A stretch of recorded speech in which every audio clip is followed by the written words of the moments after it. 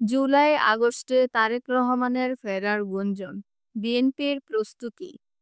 বিএনপির ভারপ্রাপ্ত চেয়ারম্যান তারেক রহমান শিগগিরই দেশে ফিরছেন। রাজনৈতিক অঙ্গনে এমন আলাপ জোরসোরে চলছে।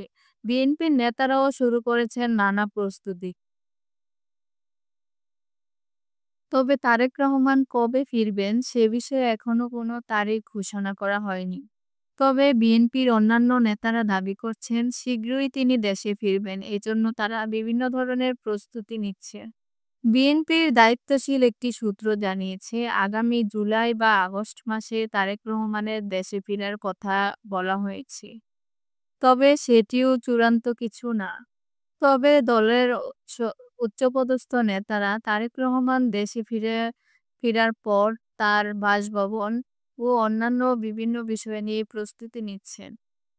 দলের উচ্চপদস্থ নেতাদের এ বিষয়ে প্রশ্ন করলে তারা জানান, বিএনপির ভারপ্রাপ্ত চেয়ারম্যান তারেক রহমান দেশে ফেরার পর বিভিন্ন প্রস্তুতি তারা নিচ্ছেন।